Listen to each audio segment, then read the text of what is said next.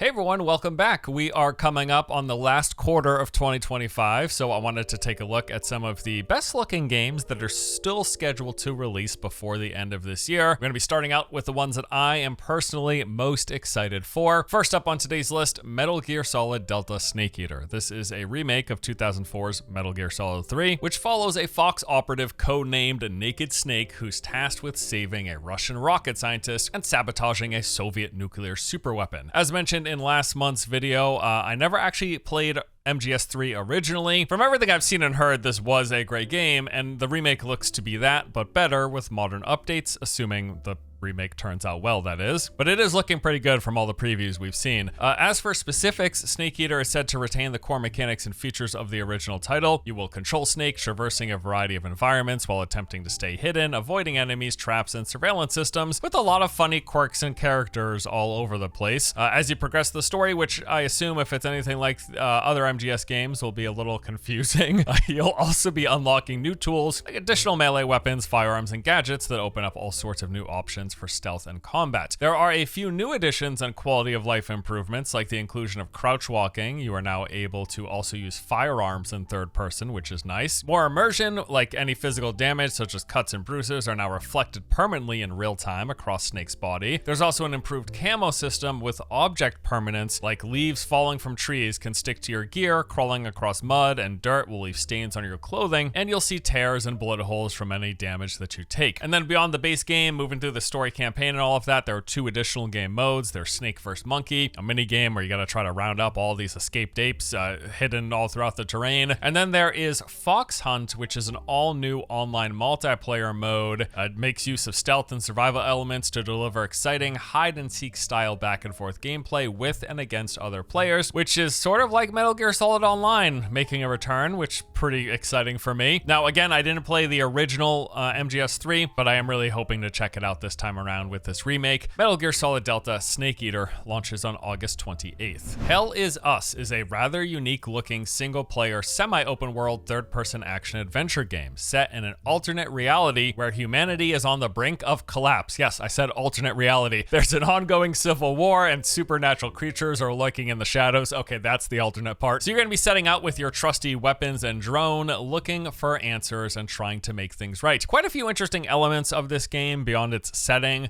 For one, it's designed to be very immersive. There's no map, compass, or quest markers. Instead, the game asks you to just focus on your surroundings and figure things out by engaging with and navigating the space and paying attention. And with the lack of hand-holding in the UI, they also are incentivizing exploration and discovery, with levels and areas designed to be full of hidden secrets along with puzzles and riddles for you to figure out. Combat is third-person action with a range of weapons, including swords, spears, and axes. You got all the usual stuff, light and heavy attacks. There's a dodge and a parry, as well as special abilities, and your personal drone that aids in both combat by bolstering your attacks and defenses, as well as exploration by helping you uncover clues. Some early impressions that came out of last year's Gamescom were mostly positive. Also, there is a free demo up on Steam right now, so if you're interested, you can check out this game at any point, and it, looks pretty neat. Hell Is Us is coming on September 4th. Before we continue on with the list though, let's get a word quickly from today's sponsor. Today's video is sponsored by Disorder, a third-person action roguelite dungeon crawler where you hack and slash your way through hordes of foes. Beyond basic attack combos, you've got skills you can customize and upgrade, letting you control the flow of combat via whatever your preferred playstyle may be. So you move through levels, eliminating enemies, completing objectives, and progressing as far as you can until eventually you die. Though, even if you are new to the genre, no run goes wasted thanks to the resources earned from every attempt being used towards permanent upgrades, ensuring you're better prepared the next time you start a new run. So recently they added 2 new characters in a free DLC update. They've got a range character specializing in firearms, along with a character who summons drones. Disorder is currently available for PlayStation 5, Xbox Series X and S, and PC with support for the Steam Deck. You can check it out by clicking on the link in the description below. All right, back into the video. Borderlands is back, like it or not. I'm kidding. I'm actually pretty pumped for this after seeing some recent gameplay. This is the fourth major installment of the franchise. Gotta say, I was a big fan of the original, and I liked the sequel a fair bit, but Borderlands 3 just didn't catch me for whatever reason, hoping it is different this time around with number 4. Now, beyond being an action-packed first-person looter shooter, it's also, according to the developer, a sci-fi adventure with freeform combat, lots of exploration, boss fights, and an eclectic cast of characters, and of course, that's referencing the classic Borderlands humor for better or worse, hopefully this time around for better. I mean, I remember thinking the first game was pretty funny, but I was also like 20 at the time, so taste change in the course of 20 years. The foundation of Borderlands 4 is basically what you expect. You'll be playing as one of 4 new Vault Hunters, each with their own unique abilities, customized further via skill trees with a host of dynamic movement options. As mentioned, some of the recent gameplay trailers that I've seen look pretty darn good. Like, I like what I'm seeing here. Nice mobility, you got some over-the-top action, I think the gunplay looks solid. I'm pretty impressed, frankly. You're gonna be battling against mechanical monstrosities, bloodthirsty bandits, and vicious beasts as you collect all sorts of crazy weapons. As is Borderlands tradition, they have got like a billion different guns in the game with many different various potential configurations, some more normal, some a little strange, like guns shooting guns that shoot turrets that shoot pellets or something.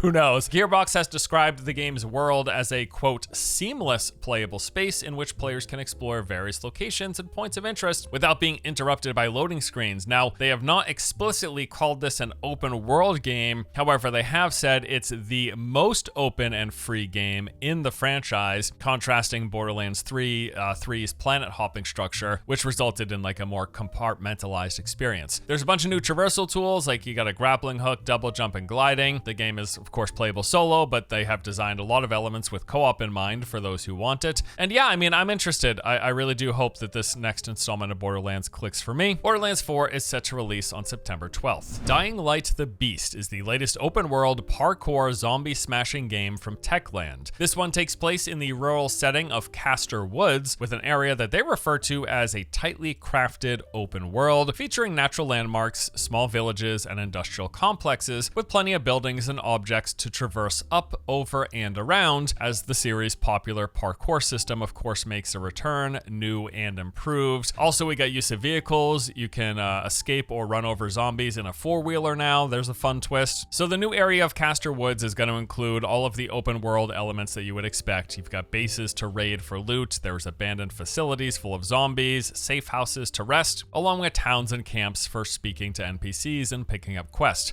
We are once again taking on the role of Kyle Crane, who after 13 years of experimentation has escaped and is seeking retribution on his captors. Beyond tracking down a list of primary targets, the whole wooded region that we're in, we're going to be able to explore that's full of people and factions, both friendly and foe, along with zombies and other unnamed horrors. We're dealing with the many threats using the series' melee-centric combat system. Ranged weapons, including guns, play a role as well, and we've got a few new tools at our disposal. Thanks to the years of experimentation, zombie DNA is now mixed with ours, and we have these beast-like powers, like X-ray vision, where we can see enemies through walls, and the ability to go beast mode, that letting you punch and slam your way through anything. Time of day, of course, is a major factor. Again, while the sun is up, we're free to explore the region in relative safely while looking for loot, but once night hits, the darkness brings in hordes of much more difficult enemies. And lastly, the game supports co-op, letting you play with up to 3 other players. Now, an interesting note here is that anyone who purchased the Ultimate Edition of Dying Light 2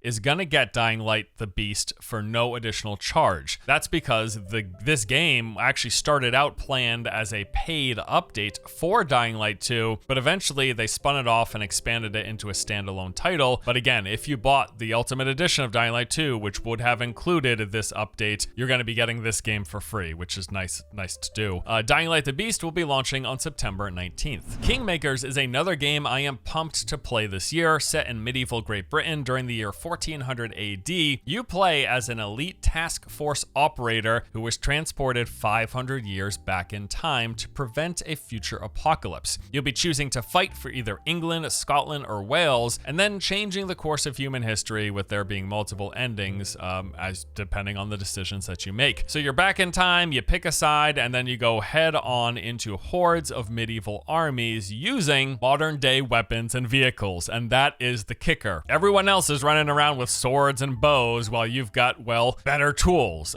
Just looking at the gameplay footage alone is really what sells this game for me. I mean, it just looks like silly, plain old-fashioned good time. What's more, though, is that the game also has a third-person sandbox mode with action strategy elements, so you're actually switching between a third-person shooter and a top-down strategy game. In the shooter mode, you're going to be using modern weapons and vehicles, from assault rifles, shotguns, and grenade launchers to armored cars, motorcycles, helicopters, and tanks. And then when you go into strategy mode, you're able to command your own army of medieval units, with there being cavalry, archers, and swordsmen, selecting formations, different attack angles, and then sending them into battle. And as they clash with the enemy, you can then swap back into third person and join them in battle, which you're able to seamlessly swap between these two at any time. Apparently, all of the battles in the game run in full real-time simulation, with there being thousands of soldiers fighting simultaneously. The game will have co-op with up to 3 friends leading their own armies alongside yours, and there'll be customization with you able to choose different banners, colors, and formations. I mean, this looks cool, definitely. I guess my biggest question of all is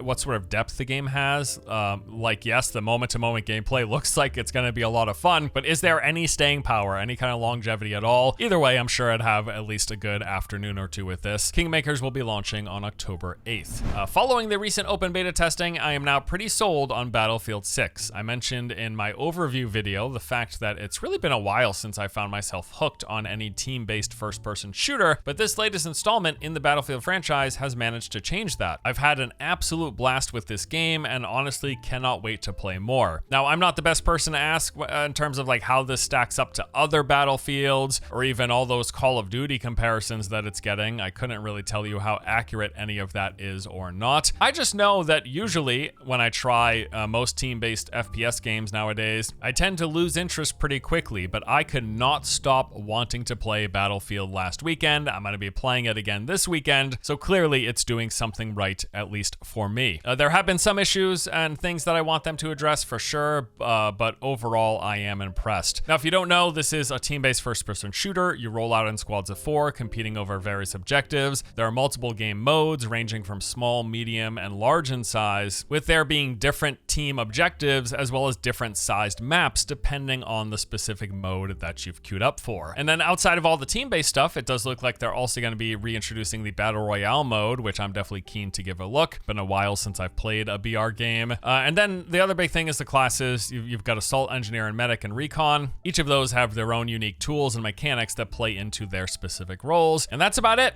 It's an FPS game, team-based, large-scale and small-scale, Battle Royale mode. I like a lot, pretty much everything that I've played. Again, there are some issues, there are some points for improvement for sure, but as a baseline, really enjoy this game. Battlefield 6 will be launching on October 10th. There's actually another shooter that I'm interested in playing once again, and that is Arc Raiders. This is an extraction game, but along with all the expected fundamentals of the genre, it does have some really rather unique and impressive elements. So of course you'll be dropping in, starting with a basic set of weapons and consumables, spawning at some random point on the outskirts of the map. From there, you go around exploring the environment, visiting different points of interest, scavenging for loot, and then in the process, you are fighting enemies. There's the PvE, which comes in the form of various types of ground and air robots, along with, of course, the constant threat of other players. Whether you go in solo or as a group, any other players you come across will result in a fight. As with other extraction games, this is full loot PvP, so there is a large incentive to take out other players and grab all of their items. Audio plays a big role here as well. It's one of those games where every single thing that you do makes a very distinct sound. Every action, every movement, opening containers, attacking, swapping weapons, it all has a particular sound associated with it. And then as you play, you learn what each of these sounds mean. And this is basically how you keep track of what nearby players are doing. There are various events and hazards in the game as well to help spice up the action, along with there being multiple maps for you to drop into. Now, ultimately, just like any extraction game, you're trying to get in, collect loot, stay alive, and then escape, taking that loot with you. If you do it successfully, you can store some of the loot that you want to keep into your stash, can then craft some upgrades to make yourself stronger for the next run. There's also some larger account-wide progression stuff for you to advance, and then you re-equip yourself, you drop back in, and you go again. Beyond all of that, the visuals, setting, and performance of this game are pretty major standouts in Arc Raiders. It looks and runs great, and is just an interesting environment to explore and spend time in. The last beta test went quite well. People seem to really enjoy the game. I'm myself really liked it as well. Arc Raiders will be officially launching on October 30th. Jump Space was previously known as Jump Ship, but underwent a name change fairly recently due to some copyright issues. Whatever the game's name though, this thing is really cool. I played a preview earlier in the year and was genuinely impressed. Basically, this is like Wildgate, but it's entirely PvE and co-op focused. So if you're not into like the competitive PvP side of Wildgate, but you enjoyed the mechanics and the settings, Jump Space might be exactly what you're looking for. Also, with the PvE and co-op focus, the game takes place on multiple different settings and maps, using unique visual spaces, areas, and procedural generation to vary up every single run. There's also a whole layer of rogue-like elements where every game session begins with you picking a mission, which then generates a branching path of different locations and objectives for you to progress through. So you play in first person, you'll be manually flying around a ship through all of these different space settings and varied points of interest. In each area, you're going to have one distinct main objective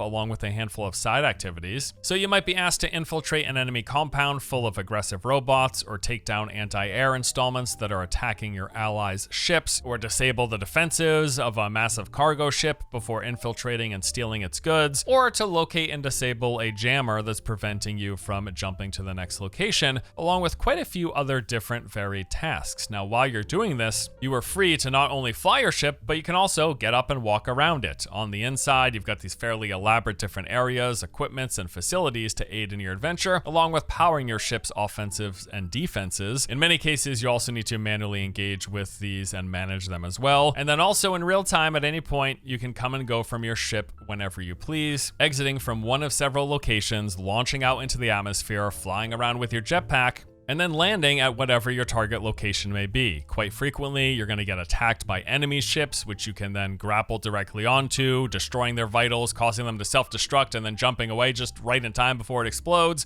and grappling back to your ship. And then, because your ship was under attack, it will have sustained damage, which results in things like actual fires on board that need to be put out. Sections of your power grid might go offline and need to be restored, or you might get radiation leaks that you have to repair to get off your ship ASAP. And the whole game flow is basically like you're flying your ship to these different locations and or maps, heading towards whatever your objective is, fending off enemies whenever they arrive, managing the needs of your ship as things inevitably fall apart, and then engaging in first-person combat to eliminate space robots and complete whatever task you happen to have before jumping off to the next sector. Like I said, I played the preview and had a really good time. I think this is a genuinely cool and well-made game, and it is likely going to appeal to anyone who wanted to play Wildgate but didn't like the game's PvP focus. This is basically a PvE version of that game. And what's funny is Jump Ship, well, now called Jump Space, that game was playable and announced before Wildgate was ever even revealed, but Wildgate came out first, so it's just how it is, right?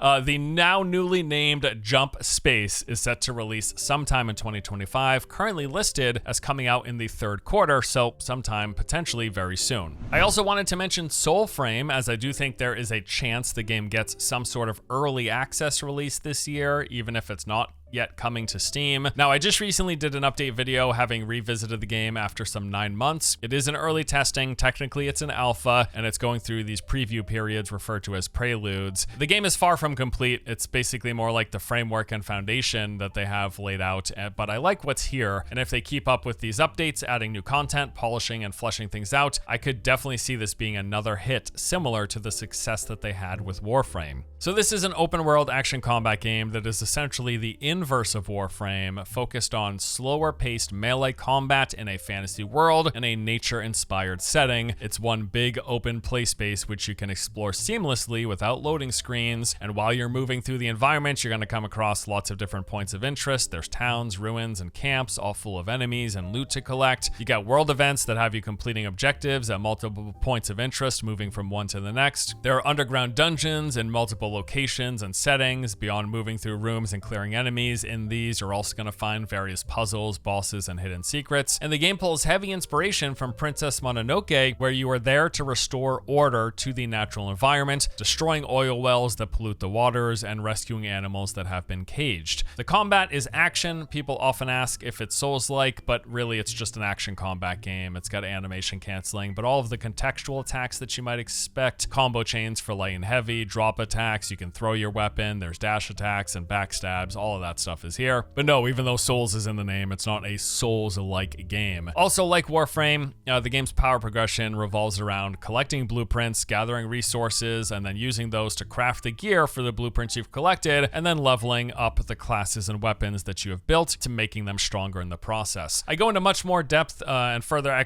examples of all this stuff in the recent video, so feel free to give that a look. But yeah, we might be seeing some early release. It's still going to be an alpha, but I would not be surprised if they have some early, like, publicly available thing that's not limited behind invite registration like it currently is at some point before the end of 2025. Otherwise, though, yes, there are ongoing Prelude tests. You can register on their website to check it out. I like this quite a bit from what I played. Can't wait to see more. Okay, so those are the main games that I am most interested in still coming out this year. Quite a few honorable mentions, though, that I want to share. Silent Hill F. This is a survival horror game set during the 1960s in a fictional town in Japan. The game follows Hanaku Shimizu, a high school student who has to navigate this town consumed by fog while solving puzzles and fighting off grotesque monstrosities. This is the 8th mainline installment in the Silent Hills franchise and hopes to bring a new twist while delivering on all of the scary, crazy vibes that they are best known for. A few notes, the game was designed to be more action-oriented than previous installments, with a challenging difficulty and bigger focus on melee weapons as opposed to firearms. We've seen a few different examples from the preview footage, like axes, crowbars, knives, and spears. Though even with the action combat focus, a lot of the gameplay that we've seen shows you running away from enemies more than straight up engaging with them. So this is still a run-for-your-life horror game. And then, of course, yes, there's that overly creepy vibe that you expect. Claustrophobic hallways, dark rooms, scary noises, and unsettling creatures. Looks pretty spooky. Hopefully the game is good. Silent Hill F will be releasing on September 25th. The Painkiller franchise makes a return this year with a brand new co-op focused installment. The game has you battling off hordes of demons and titanic terrors across this detailed gothic environment. Features include you're able to jump, dash, and hook across vast biomes while fighting enemies with a host of new and classic Painkiller weapons. Challenge a variety of enemies ranging from hordes of smaller demons to those titanic terrors. You'll utilize tarot cards to enhance your abilities and combine them with other players for various combos, and you'll play as one of 4 distinctive characters, Ink, Void, Soul, and Roch, able to take advantage of their various unique perks to boost your energy, health, power, and damage. Looks kind of cool from the little gameplay I've seen. Painkiller will be launching on October 9th. Little Nightmares 3 is an atmospheric adventure game in which you follow the journey of Lo and Alone, 2 friends in search of a way out of nowhere. This is one of those games that's all about the journey, moving through a rich environment, solving puzzles, trying to survive, and progressing the narrative. Each character comes with their own iconic item. There is a bow for Lo and a wrench for Alone. Working together, you're going to sneak through hidden passages, hoist each other over massive obstacles, and watch each other's back. So Lo's arrows can reach high targets, cut through ropes, or shoot down flying enemies, and Alone's wrench is there for crushing stunned enemies, smashing through barriers, or manipulating the workings of massive machines. The world is full of many horrific monsters that are hell-bent on making you their next meal. You'll need to be ready to run, hide, or even defend yourself at a moment's notice to stay in one piece, all with on this backdrop of a haunting but gorgeous looking world. This game looks awesome, not gonna lie. Little Nightmares 3 is scheduled to release on October 9th. The Outer Worlds 2 is, of course, the next installment in the original sci-fi RPG series from Obsidian. The first game from back in 2020 was fairly well received, scoring very positive ratings on Steam. It's basically like a Bethesda RPG, but condensed and a bit more on rails, with smaller zones, more limited interactions, and tighter environments. The sequel looks to expand upon what they built in the first game. We'll be exploring entirely new areas, navigating diverse zones, uncovering hidden lore, and shaping the fate of the system, able to build our character with the abilities and playstyle we want, enlist companions, each with their own traits, backstories, and goals, and then, of course, uncover the mysteries of a universe on the brink. Now, people enjoyed the first game for sure. However, with Avow's recent lukewarm reception, I wonder if that's going to impact the perceptions of Outer World 2 at all, even assuming they were made by entirely different teams, which is undoubtedly the case. Of course, like Avowed just came out earlier this year.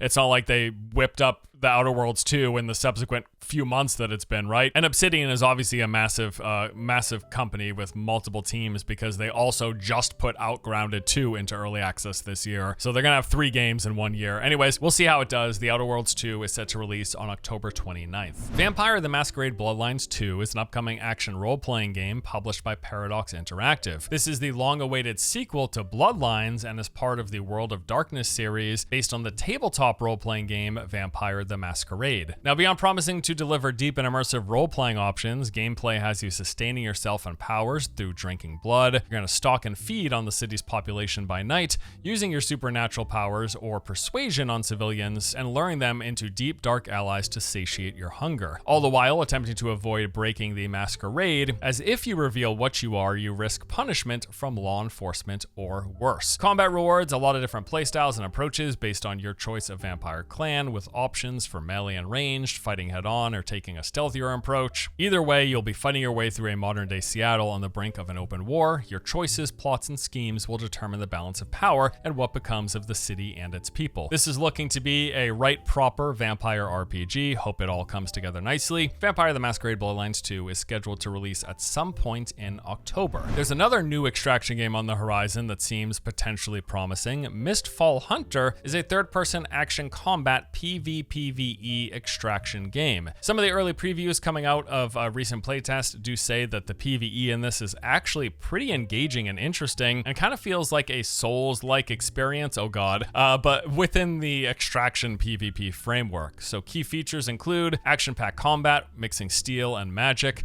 You've got diverse classes and rich builds like the Mercenary, Sorcerer, Black Arrow, Shadow Stride, and Seer. Each class has their own unique weapons, equipment, and characteristics with the ability to freely switch between 2 weapons or combat styles. And then you can go in solo or team up with up to 2 friends. Now, from what I've heard from people who have played the game, it does sound like it's legitimately engaging PvE combat with some interesting classes, cool boss fights, and that the PvP was pretty good as well. Definitely keeping my eye on this. Mistfall Hunters is set to release at some point in 2025. Terminator Survivors is a survival game set in the Terminator universe, not the crossover I was expecting. Also, I didn't realize Terminator was still really a thing, but okay, I'm down, I'm interested. So the game takes place 4 years after the day humanity nearly perished. Emerging from a shelter, you play as a group of survivors, either solo or in co-op with up to 4 players, attempting to re-establish some semblance of society, tasked with scouring the surrounding land for materials, information, other survivors, and key resources to build your base of operations. Over on the Steam page, it says we will meet iconic characters along with some original ones while exploring a meticulously crafted world set in the post-apocalyptic future. While exploring this open world space, we'll be collecting materials and survivors to advance our home base, all the while having to avoid the pursuit of an indestructible threat. Now, there is combat. We've got weapons and tools to attack up close or at range. However, stealth and caution are key with Skynet's machines and scavengers lurking about. And there's, of course, a main storyline you're going to play through, learning more about what happened on Judgment Day. So far, the only trailer that I have seen is entirely cinematic, so really not sure what to expect from this game, but I do like survival games, so willing to give it a look. Terminator Survivors is scheduled to launch sometime in 2025. And then finally for today's list, Slay the Spire is getting a sequel. I was properly addicted to the first game when it came out back in 2019. Really interested to see what they're going to be doing here with the follow-up. Simply put, Slay the Spire is a roguelike deck builder. So you pick a class more or less. Each of them come with their own unique mechanics and starting decks. Now you begin with a basic version of said deck, and then by defeating enemies, you collect new cards and upgrades, making you stronger as you progress further into the run, just trying to get as far as you can, and you're gonna die and you're gonna have to start over, and there's a whole account-wide progression with it as well. Some bullet points for the sequel include an ever-changing Spire. They say step into the newly evolved Spire, a twisted labyrinth teeming with strange and deadly foes. Adapt to an arsenal of new cards, relics, and potions, each offering game-changing possibilities. Climb the Spire with a new and returning cast of characters, each with their own cards, motives, and secrets. And they of course say no 2 climbs are ever the same, with unpredictable challenges and evolving strategies. It might look really basic, but honestly, the first game was so well done. I thoroughly enjoyed it, and it just was incredibly good fun. I'll be checking out this one for sure. Slay the Spire 2 is set to release at some point in 2025. And that pretty much does it for today's video. A look at some of the games that I am most excited for still to come in 2025. Bunch of good stuff coming up here, but of course, be sure to let me know if there's anything else that didn't make it on my list that you personally are looking forward to. Thanks as always for watching. Hope you enjoyed. See you in the next one.